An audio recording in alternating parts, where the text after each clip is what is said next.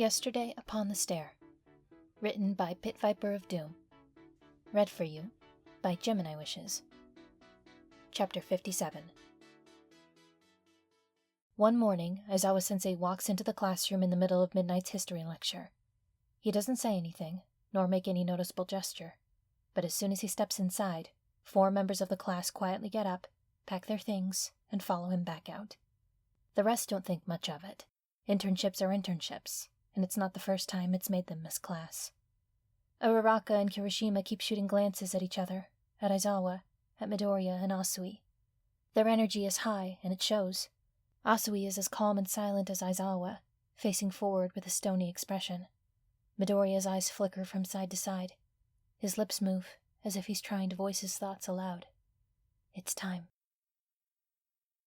One would think an abandoned metro tunnel to be the perfect spot for a villain's lair, but it serves the heroes' purpose just as well. Years of disuse show in the entrance alone. It's filthy and dank. This place hasn't been touched by a janitor's broom in a long time. Past an unassuming door with a coated, fingerprinted lock, the place transforms. The filth is gone, the air is clean, and beyond the first hallway it opens up to a proper hero facility. The old tunnels have been renovated in past years, shaping the formerly derelict tunnels into a hidden base of operations. It's a pity that today's events will most likely expose its existence, but if that's the price for bringing down a man as dangerous and ruthless as Overhaul, then the heroes will happily pay it. There is only one point of entry, and Ochako can see it from where she stands with Tsuyu, Nejire-senpai, and Ryukyu before them. For all intents and purposes, they're on the front lines. When Overhaul and his people come calling, they'll be the first to know, at least according to Sir Night-Eye's intelligence reports. Deku hasn't said it outright, but she knows that most of that intelligence has come from him. And yet no one is surprised about how much Night-Eye knows about what's to come. Deku is scary, but Sir Night-Eye must be pretty scary too. She takes a deep breath to settle her nerves. It's a mixed blessing to be at the front of the action. They're guaranteed to be in danger, but the escape routes are easiest to reach from their position. The deeper you get into the base, the easier it is to get stuck in the dark with no way out. And that's where Deku, Kirishima, Togata-senpai and Amajiki-senpai, Aizawa-sensei, and most of the other heroes in this operation are. The warning goes out. Villains incoming. Brace yourselves. Before an explosion reaches Ochako's ears and a towering juggernaut of a man bursts in at the head of a wave of villains. Ochako braces herself, readies her quirk, and takes her position as Ryukyu grows and grows and grows. There's a reason they were put in this room instead of deeper in. It's the only one that can fit the dragon heroine's full wingspan. Just a few minutes ago, there had been a very unassuming door with a rusted keypad that looked decades old. Now there's a gaping hole big enough to fit 10 men standing shoulder to shoulder. Masked Yakuzas pour through, most of them with their quirks already activated. There's a lot of hooting and hollering involved, not so much organization. Himiko watches them thunder into the hero base, pushing and shoving and climbing over each other for the chance to get in first, and blows the longest, loudest raspberry she can.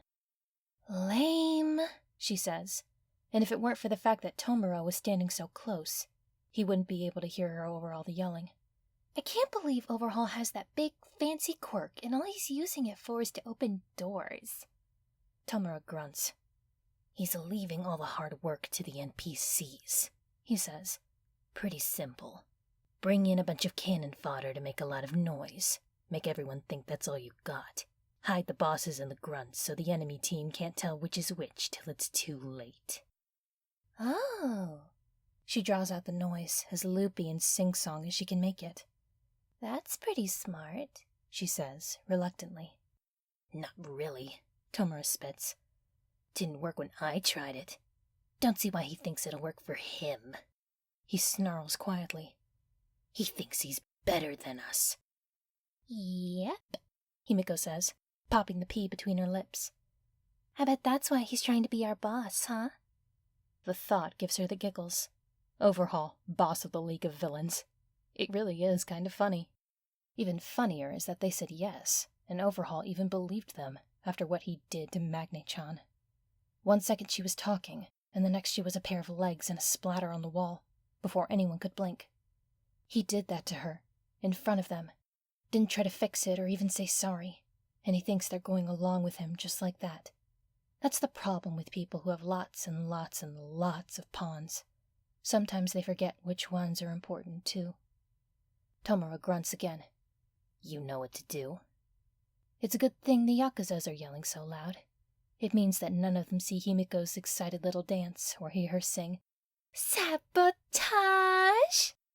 Their main goal, Tomura says, is to take out the competition. And hey, why not grab the anti-quirk serum and kill a few heroes on the way out? Plus, Himiko thinks, she has enough of Izu's blood to take the little girl too.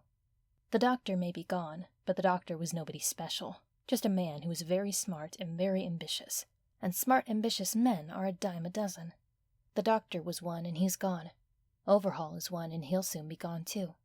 They're bound to find someone who knows what to do with little Larry-chan. "Oh, I wish Mr. Compress was here," she says. "It would be so easy with him. He's so quick, and his quirk would make it easy to take Yuri-chan out from under everyone's noses.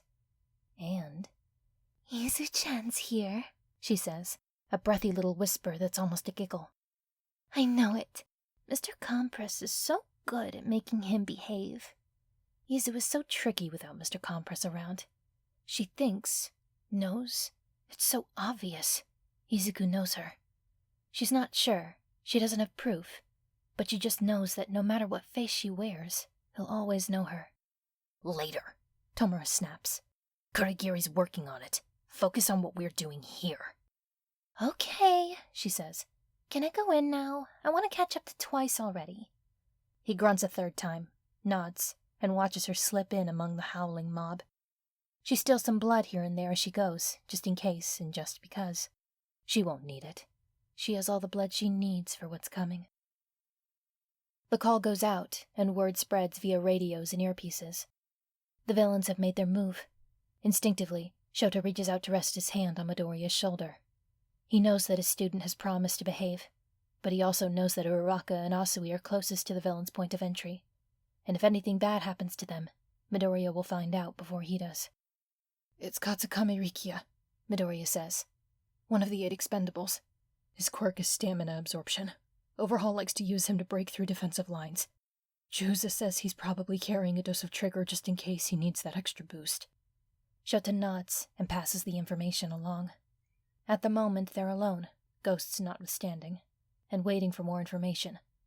The Yakuzas will get past the first line of defense. They're supposed to. According to Night Eye's plan, the heroes are divided into teams and positioned at strategic points throughout the base, in order to filter out more and more villains as they make their way deeper into the tunnels. The exceptions to this are Night Eye and Centipeder, who have area at the point farthest from the main entrance but closest to one of the base's many secret exits, Lemillion, whose quirk allows him the mobility to run interference throughout the base, and finally Shota and Midoriya. For now, they're hidden, so that Midoriya can keep feeding them with information from his network, and Shota can wait for someone to get eyes on a priority target. Their top priority is Overhaul himself. Right beneath him is Irinaka Joy, codename Mimic, who can inhabit and control objects, and under the influence of Trigger, can do the same with entire locations. And beneath both of them, but above the rest of the 8 Precepts foot soldiers, are the League of Villains. Apparently, rumors of collaboration between the two forces are more than mere rumors. In any case, Shota's quirk makes him the best man for capturing any of these targets. Overhaul's quirk alone is far more potent than any other player in this conflict. The goal is for Shota to get eyes on him as soon as possible. Unfortunately, he's also rather unwilling to let Midoriya out of his sight, but they'll cross that bridge when they come to it. The area they're in is empty to Shota's eyes, but if Midoriya's near constant stream of mumbling is any indication, they're absolutely swimming in ghosts. It's almost comforting, in a way that Shota tries not to read too much into. Is this how Midoriya behaves when no one's watching? Then he remembers the muttering and the half-disguised hand motions that President Mike said were signs in fingerspelling, and all the times that Midoriya has laughed or switched moods for no apparent reason. So maybe it's how he behaves when people are watching. Why would it matter? Of course no one's going to look at him and think ghosts. They're just going to think he's weird. "Mimics in Tunnel 4W, Midoriya says suddenly, jarring Shota out of his thoughts. "You're sure?" "At least in the last 5 minutes. His student's eyes are bright and intent, focused on something Shota can't see. They didn't see his body, but he's making his way through by inhabiting a cloak and mask." Shota hesitates. Logically, Mimic's body shouldn't be far from the objects he's possessing, but... His thoughts are interrupted by Lemillion, who emerges from a nearby wall and zeroes in on Eraserhead. "Oh, there you are," he says. "Mimic has been spotted in Tunnel 4W. "His body?" Shota asks. Lemillion smiles grimly. "Rocklock found him. As far as we know, he hasn't taken any trigger yet, but Rocklock's radio was damaged in the fight, so he sent me to get you." Lemillion doesn't have a comm of his own. He can't take any equipment through solid matter that isn't made of his own hair. "Deku," Shota says. "I'm right behind you." "I'll check in with Sir," Lemillion tells them. "Good luck." Tunnel 4W isn't far. It's roughly halfway between the entrance and the chamber where Night-Eye is holed up with the girl. That's probably why Lemillion wants to check in with him. The villains are progressing, and Night-Eye needs to be kept abreast of how close they are to reaching him. If Mimic is that close, then Overhaul can't be far away. Midoriya starts to pull ahead. It's not that he's trying to take the lead, just that he doesn't need to follow Shota to know where to go. Whether it's because of ghosts or because he, like Shota, memorized the layout at the start, isn't clear. Either way, Shota reaches out to stop him before he overtakes him completely. "Don't rush ahead," Shota warns. "We can't know for sure what's around the corner." "I can," Midoriya points out. It's that kind of casual confidence that can easily turn cocky if it isn't checked. "Don't put all your faith in informants," Shota tells him. It's not really the time for a lecture, but it's not the time either. Could a ghost lie to you if it wanted? Midoriya frowns. Why would they? They're dead. What could they possibly gain from? The floor pitches beneath them, sending them both airborne. Shota manages to land on his feet. Midoriya hits the ground and rolls to a crouch close by. The tunnel shudders and rolls all around them, bowing inward and outward as if heaving for breath. When it finally settles, it's in an entirely different shape than it was before. "Oh, balls," Midoriya mutters. Shota steps closer on instinct, mind racing. This can only be Mimic, meaning he's slipped free of Rocklock and taken Trigger to enhance his power. If he has enough control to twist the tunnel around them into a new shape, then he definitely has enough to separate them if he wants. Reports come in over the radio frequency. There are others in the area experiencing the results of Mimic's quirk, and Shota calls in with one of his own. As far as he can tell, the damage has reached tunnels 4E, 3W, and 2W. Beyond that, heroes only report noise and rumbling, but no physical change. "Keep an eye out for Rocklock," he advises. "His comm is damaged, and as far as I know, he was the last to see Mimic's body." Acknowledgements crackle over the line. Other heroes have heard, and will pass on the message if need be. It's all that he can do, for now. Ochako lifts her visor just long enough to spit out a mouthful of blood, then rolls out of the way and springs back to her feet. Katsukame Rikia is as big as Fat Gum, if not bigger, hopped up on Trigger and filled to the brim with stolen vitality. He's massive, strong, and way faster than someone his size should be. They can't afford to stay still for a moment. Well, okay, maybe Ryukyu can, but Ryukyu's twice his size and a dragon, so she doesn't count. Ochako isn't like Deku. She's not a numbers girl, and she can't tally up stats and pick apart the minutiae of a fight as she's participating in it. But, that being said, she knows they can win this, with that firm certainty she feels when taking a test she's studied for. Her tongue still throbs and bleeds from where she bit it when Katsukame knocked her into the wall. She thinks her shoulder might be sprained, but she can still use it, for the most part. Suyu looks mostly all right, even with one eye slowly swelling shut. Nejire is doing better than both of them, because she's been careful not to let Katsukame touch her. Her quirk runs on vitality, and Katsukame's lets him drain it away. Thanks to the limited space, Ryukyu's size, Katsukame's speed, and the constant motion, Nejire hasn't been able to get a clear shot yet. But they're getting there. They just need to pin him down in one spot for a few seconds, and this fight will be over. An opening appears, and Ochako locks eyes with Suyu. Katsukame's rampage has left plenty of rubble for them to work with. In a split second, she and Suyu are airborne, raining hell down on Katsukame's head. Katsukame tries to dart out of range. A smack from Ryukyu knocks him back into it, but there's only one of her and one of Nejire who's too small to cover the rest, and Katsukame escapes. Winning this one fight won't solve other problems, especially when Katsukame is wearing them down in the process. Once Katsukame is down, they have to head deeper and help strengthen the trap. That means more twisty corners, more tight spaces, more risks, more villains. If they go in battered and exhausted, there'll be no help to anyone. This one villain is giving them enough trouble as it is, and they have to assume there will be more of them. The moment that thought crosses her mind, there's a blur of motion, and a familiar dark figure darts into their midst. "Oi!" Katsukame roars. "What the hell are you doing here twice? I got this handled." Ochako's heart plummets. Twice of the League of Villains. The one who copies things. Copies people. Hey, don't yell at me. I'm just following orders, Twice whines, before his voice shifts to a guttural roar. Don't tell me what to do, you stupid bastard. Especially when you're getting your ass kicked. Katsukame snarls and shoves past him, barreling toward Ryukyu to fight her head-on. Twice charges after him, one hand outstretched. Ryukyu lunges to meet them both in the middle. There's a flash, and suddenly the chamber gets cramped. Ochako braces herself, reaching out to grip Tsuyu's arm. And then her mouth drops open, and she hears Nejire squeal in excitement. A second Ryukyu dragon stands beside the first, towering over both villains and looking very surprised to be there. Oops, Twice says faintly. You idiot!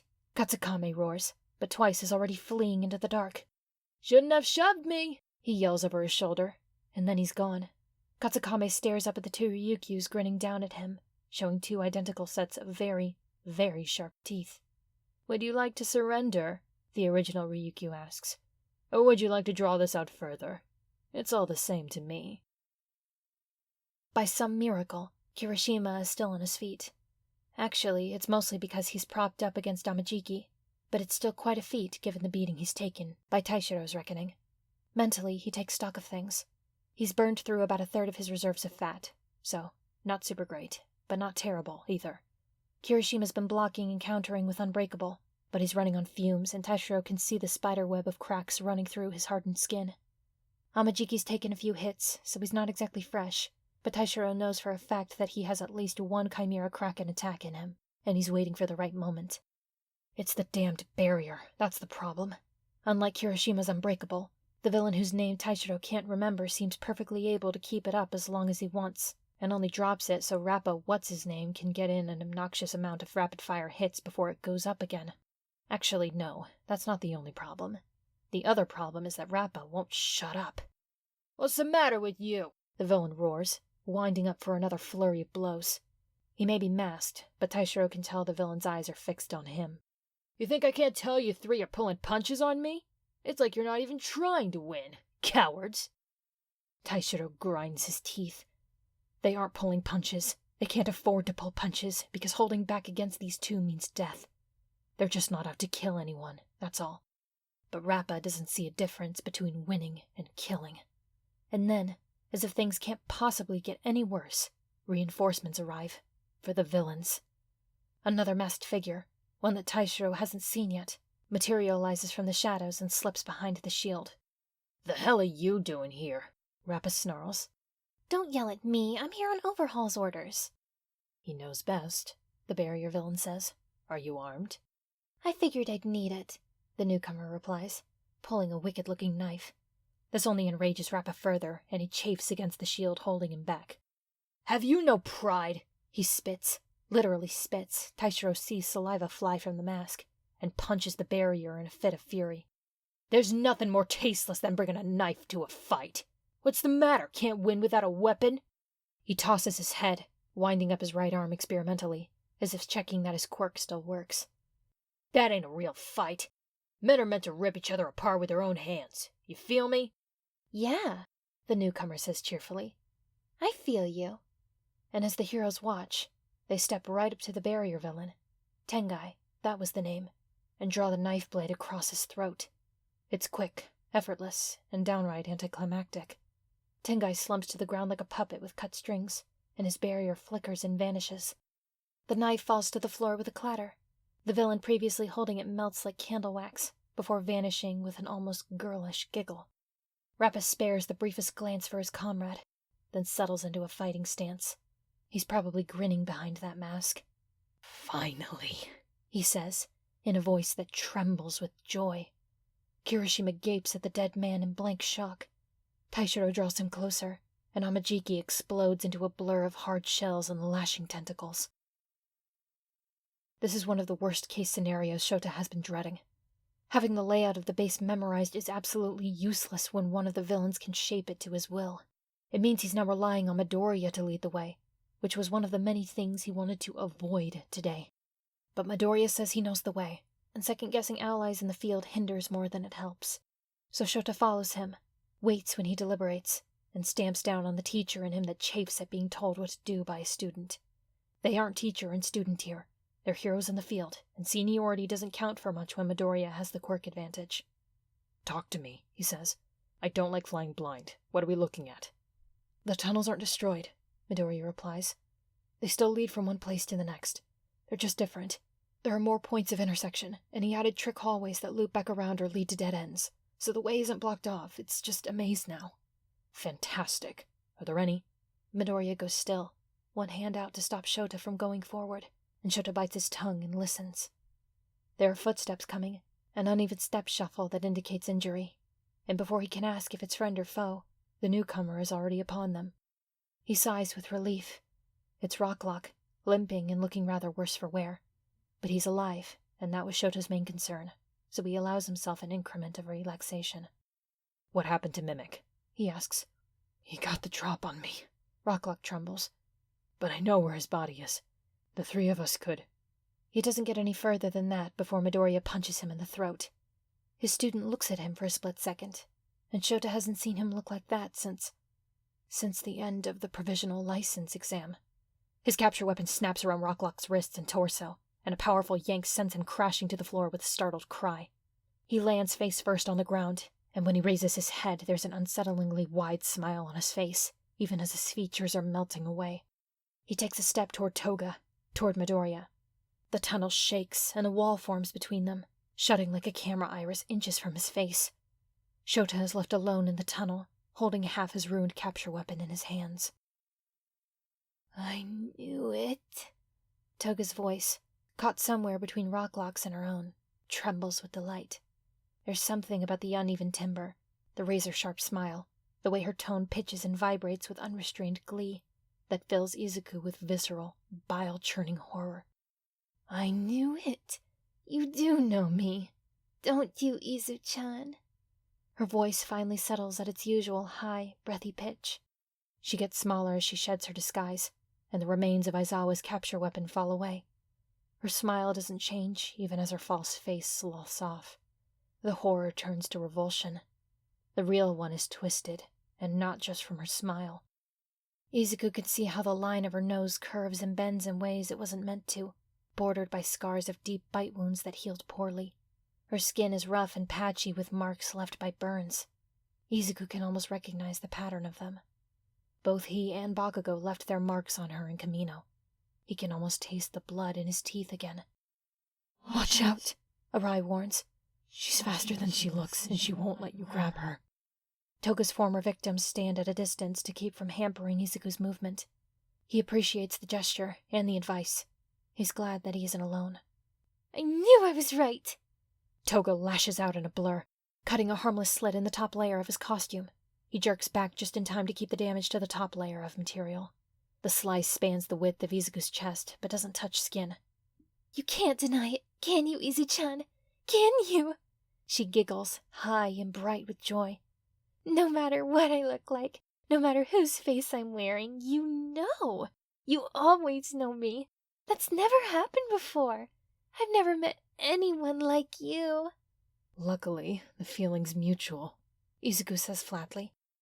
Toga's next knife swing cuts off a lock of his hair as he ducks away. "I know you haven't.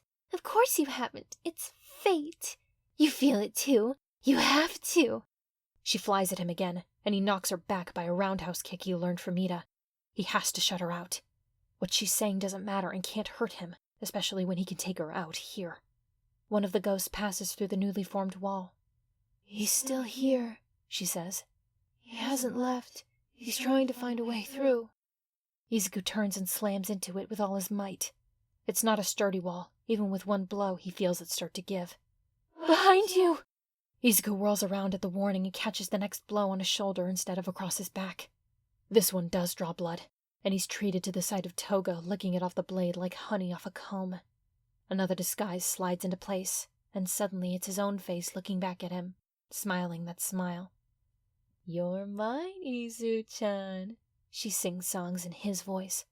"You've always been mine. I don't even have to become you, because we're already the same. You even smile like me. See?" She smiles, and it's almost the same as his. The only difference is that it's the only smile she has. Izuku punches it, and doesn't smile back. Does anyone have eyes on Rocklock? Eraserhead asks over the radio, and Night-Eye shuts his eyes and rocks back and forth slowly. The best laid plans go awry, but he would have liked them to go awry without killing his colleagues. Eri sits quietly beside him, clutching a plush toy for comfort. She hasn't made a sound since all this started, and Night-Eye's not sure if that's a good thing or not. "What's your status, Eraserhead?" he asks. Mimic took control of the area around Tunnel 4W. I'm close to Deku but cut off. There's a wall between us, and he's fighting Toga on the other side. It's almost reason to hope, Night-Eye thinks. The boy fought her to a standstill once, and it took another villain exploiting his fears to turn the tables. If they're fighting alone, the Midoriya has a chance. He says as much to Eraserhead, choosing his words carefully so that Eri won't overhear. Midoriya is too far away to touch. Night-Eye only hopes he isn't misjudging his future. The back of Izuku's head hits the wall hard, and his vision goes gray and dark. In the literal blink of an eye, he's blind, and reliant on the ghost to shout warnings and pull him out of the way of her knife. But they can't warn him when the ground pitches beneath him, destroying his steady balance. Toga sees her chance. The world flips and careens, and Izuku's back hits the ground with punishing force. Dazed, he loses his grip on One for All, and the voices of the dead fade into the background. The dark spots still cloud his vision, but he can feel her straddling him, knees pressing his ribs tight enough to bruise. Her hand is at his throat, squeezing, and it takes both of his hands just to loosen her grip so he can breathe. He feels the tip of her knife trace around his face, the outline of the scarring on his eye. "Your scar is so pretty," she whispers. "Who hurt you, baby? Tell me their name, and I'll kill them for you. Wouldn't you like that?" "I would. I always kill the things I don't like." He struggles, teeth gnashing as he tries to reach the arm holding his throat, and she bounces the back of his head into the floor again. Or, I can make new ones, just like the ones you left on me. I was looking at them in the mirror and I realized, you kissed me, Izu-chan. This was our first kiss. The blade slides toward his nose, stinging without drawing blood. Can I kiss you too? Get off of me! Izuku chokes out. One for All crackles to life again, and he wrenches her hand away and lashes out with his fist. He's half blind, but he catches her in the mouth. Her fangs catch on his glove, without piercing it, and he hears something break. She hits back, and he sees stars. When they fade, his vision starts to clear again. Something drips against his face. Her disguise is changing again, and when she speaks, her voice, his voice, starts to shift as well. "I like you," she says, "and you're going to like me too. It'll be easy. I can be anyone you want to be." Her dark hair pales, and her stolen face drips away. There's a scar underneath. It's not his scar, and it's not hers either. "How about this?" she asks, with Shoto's voice, with her broken, bloody smile on his face. "Do you like this better?" Izuku freezes. You do like this better. I knew it. I thought so." Her fingers squeeze around his throat again. "That's why I took it. But I only got a little. I'll have to get more. So much more." Izuku's fingers curl around the thumb digging into his pulse point. Dark spots fill his vision again as he grips it and wrenches it back until it snaps. Toga screams. The knife comes down again. The burst of fiery pain in his shoulder is so distant, it might as well be happening to someone else. His ears ring with Toga's screams as he tears her broken hand from his neck and finally gets one leg between them to kick her away. Muted explosions draw his attention to the half-crumbled wall. Dust clouds billow out, and the rest of the wall comes tumbling down.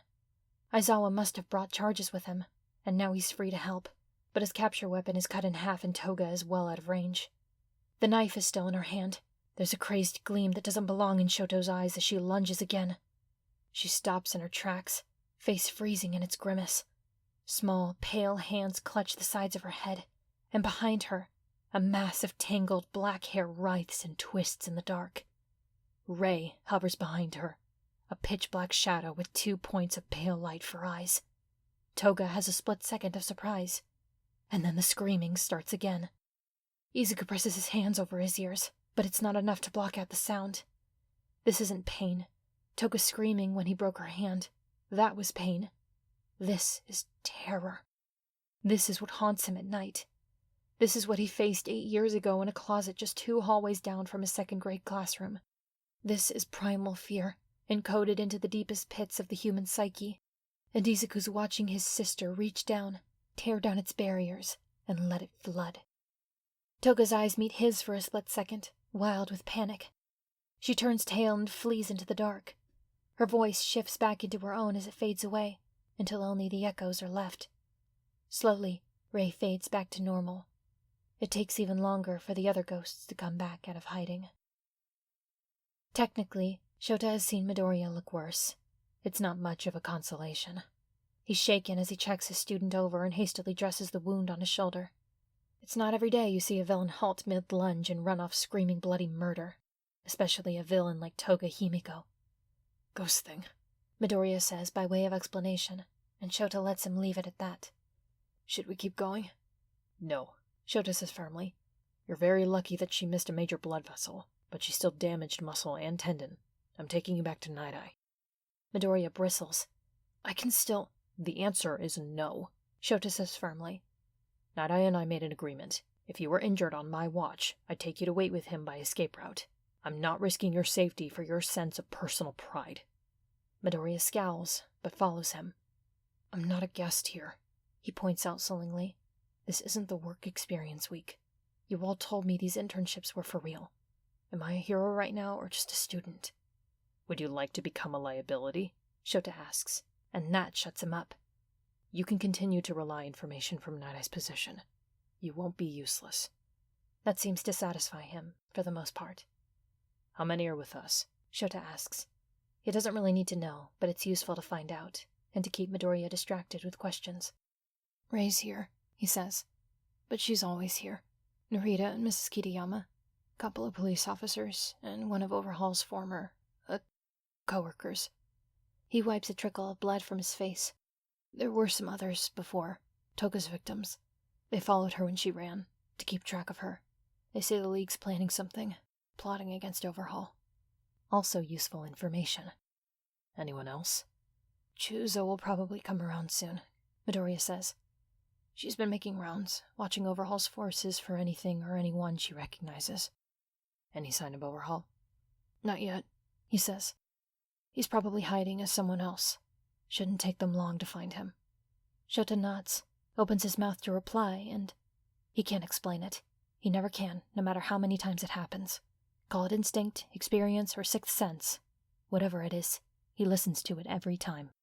As if in answer to the prickle up his spine, Midoriya's head whips around. We're being hunted, he says. Eraserhead. The wall tears itself open. Aizawa glimpses masked faces beyond, more than 2, but less than 10, charging out to flank them. Shota's eyes burn as he activates his quirk, and is rewarded when one of the villains trips and falls. One masked face stands at the forefront of the rest, reaching up to pull back his hood. Movement. A blur. A projectile? An attack? Shota has less than no time to tell the difference. Villains are closing in, cutting off their escape, and there's something heading straight for Midoriya. It's not so much a choice as it is a reflex. Shota throws himself in front of it, and throws his student past the encroaching villains. Something pierces his costume and stings against his back. Midoriya looks back at him, and Shota can see the intent in his eyes. Get him out, he says, to people who he can neither hear nor see. Get him to Night Eye. His jaw locks, and so does the rest of his body. His muscles won't obey commands from his body, but his eyes still work, and he can see his student dragged to safety by an unseen force before the tunnel slams shut again, leaving him alone with his captors. Izuku struggles and kicks, but it's no use. The tunnel is closed and Aizawa is beyond his reach. The ghosts are pulling him farther and farther away, and they're past feeling pain. Let go, he yells uselessly. Let go, I can't just... You have to, Chihuza barks at him. She's the one who showed up at the last moment, told them they had villains on their tail, but too late, too late. Midoriya, listen. Narita's in his face now. Me and Kitayama will stay with him. If anything goes wrong, we'll raise the alarm and you can have Night Eye send the cavalry. They could be killing him right now. They won't, Chihuza snaps. He's valuable to them. Think, a quirk that erases quirks? That's exactly what Overhaul needs for his goals. They won't kill him. He's more valuable to them alive. The thought of Aizawa in the same place Eri was, imprisoned, tortured, mined for his quirk, makes Izuku sick. But she's right. Aizawa's life isn't in imminent danger. Ray gives his arm an insistent tug, and he finally stops fighting the ghosts and starts heading deeper into the tunnels, beyond Mimic's reach to where Night Eye hides with Eri. I do have good news, though, Chihuza says. I found Overhaul. He's hidden among his foot soldiers, over in Tunnel 5N. He has a ways to go before he reaches the girl. Izuku fumbles for his radio and sets it to Night Eye's frequency. He should have alerted Night Eye as soon as things went wrong. It doesn't take long for Night Eye to reply. Status report. This is Deku, Midoriya says.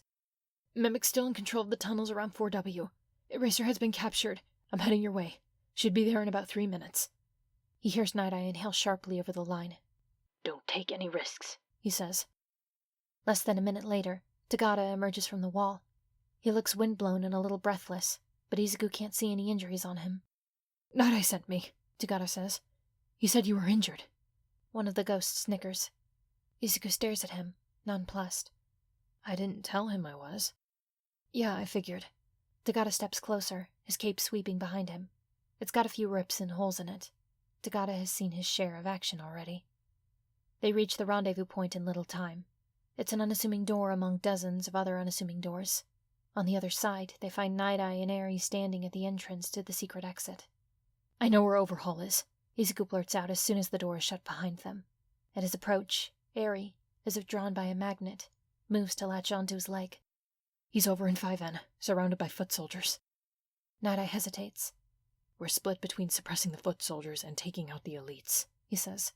I just sent Ryukyu's team to track down Mimic. I can go after Overhaul, Tagada says. Night Eye shuts his eyes. Mirio. It's only logical, isn't it? Mirio's eyes gleam.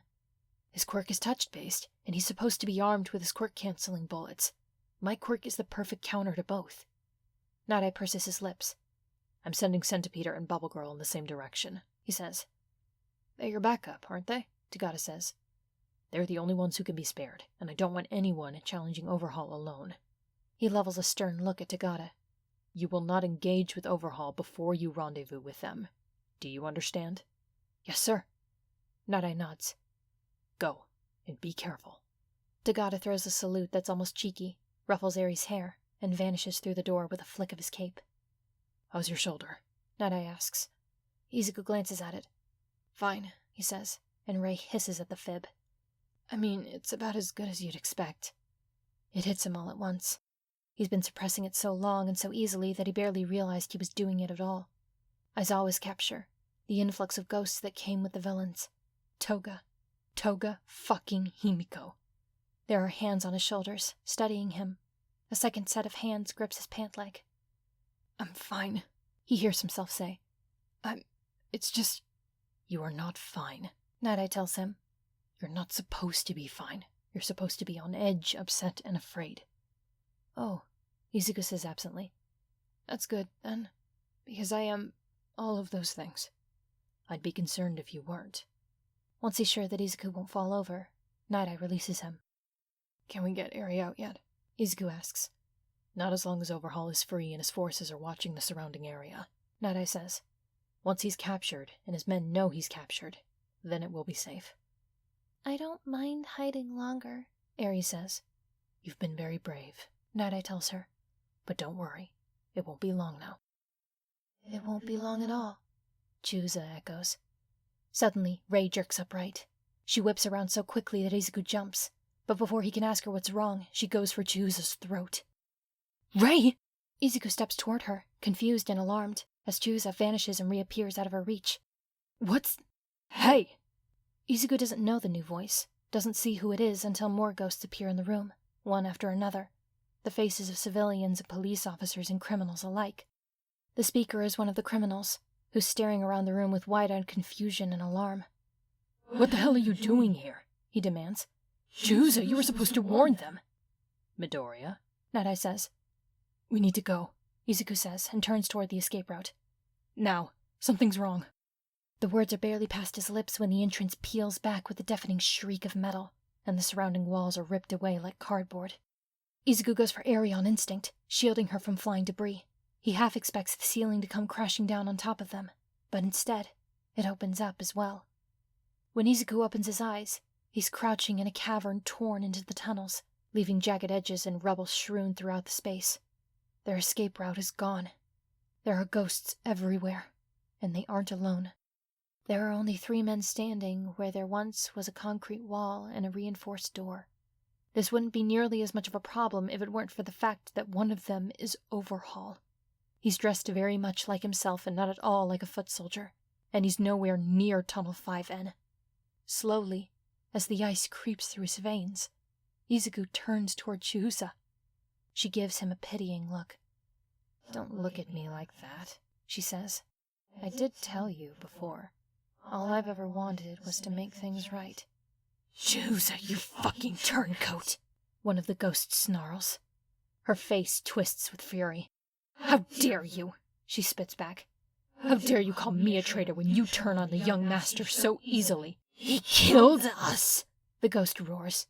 "He killed you! Because we failed him, you coward!"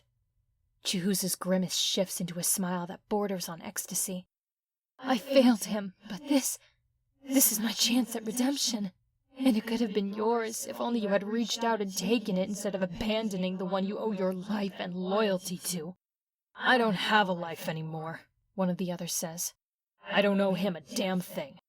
"What did you think was gonna happen, Chihusa?" says another. "Did you really think you'd get away with all this?" "It will be worth it," Chihusa says. "What happens to me doesn't matter. I don't matter. It'll all be worth it." Out of the corner of his eye, Izuku sees Night Eye reach for his comm and grasp at nothing. He feels for his own, but the earpiece is gone. One of the men flanking Overhaul holds up both devices between the fingers on one hand. "Can't let you do that," he says, before dropping them and crushing them under his heel. Setsuna Toya, quirk, larceny, allows him to instantly transport an object into his hand. "For all the good that will do you," Night Eye says flatly. "I already sent away the nearest enforcements." Izuku glances at him, wondering what his play is, but Night Eye looks just as confused to have said that as Izuku is to hear it. "Trying to scare us off with lies?" the third asks. "It won't work, especially since Overhaul sealed off the area. No one gets in or out until he decides it." He tilts his masked head to the side. "Come now, how do you really feel?" Night Eye grinds his teeth for a moment, then replies, "Outnumbered." It looks almost physically painful to say. Nomoto Shin, quirk, confession, forces you to speak the truth. "Eri," Overhaul says. "You can fix this, you know." Eri flinches and grips Izuku's leg harder. "Come now." Overhaul continues. "You must have known this would happen eventually. It's in your nature to bring suffering to those around you." "Hey, shut up!" Izuku snaps. Overhaul ignores him. "They're going to die because of you, Eri. The only way to save them is to come back." "I said shut up!" Izuku shouts back. "Now who's trying to scare us off with lies?" He presses his hand to Eri's shoulder, just in case she starts to believe what she's hearing. "Do you really think you can win?" Nomoto asks. "The two of you, alone against us, against Overhaul. Do you really think you can come out of this alive?" He feels the pull of the villain's quirk, as if something grips his tongue and forces it to move. "I don't know," his mouth says for him. "What do you think is going to happen if you continue to stand against us?" Nomoto's quirk presses against Izuku's throat. "Are you afraid, boy?" "Yes," comes out of his mouth before it even reaches his brain. Eri trembles against him. Izuku looks down and finds her crying without a sound. The room is so crowded and so quiet and so very, very cold. Izuku is too. "I'm scared," he says, and this is still an answer, so the quirk won't let him lie. "I'm so scared of what I'm going to have to do to you." When he looks up, all eyes are on him. Overhaul glances briefly at Nomoto, then back to him. "What's that supposed to mean?" Nomoto demands. His tongue moves on its own again. He can't stop it from moving, but he can control the shapes it forms. The quirk demands truth, and Izuku has so much truth to offer. "You can still leave now," he says. "You don't have to die here. I don't want you to have to die. I get so little sleep as it is. There are so many ghosts in this room, and so many beyond. If Overhaul joins them, then he's going to have to watch what they do to him. Believe me, he says, and his voice trembles as he holds back a hysterical laugh. You really don't want to die here. You don't. Overhaul sighs, shaking his head. Technical truths. Aren't you a clever one? That's your trouble, you know. From the beginning, you've been far too clever for your own good. I'm getting real tired of villains saying nice things about me, Izuku answers. Watch what you say, Nemoto snaps. Overhaul is no villain. The Shiei Hisaikai are proud Yakuza. Overhaul lifts his hand. Such a shame this will be over quickly, he says. I'm going to enjoy watching you suffer. That triggers a memory that he wishes he didn't have, and this time Izuku does laugh. Part of him wonders what that must look like. It's funny, you know, he says. You're so proud of how much better you all are than villains. But you know what? You just said the same thing All for One said before he died. At least he knew he was a worm. Do you really think you can win this? Nemoto asks. You're outmatched. His quirk demands another truth, and Izuku gives it. They tore him apart, you know, he says to Overhaul. I'm going to watch them do the same to you. Nadai's hand closes on his shoulder, his grip firm and steady. Izuku feels his panic in the distance, and shelves it for later. They're on their own.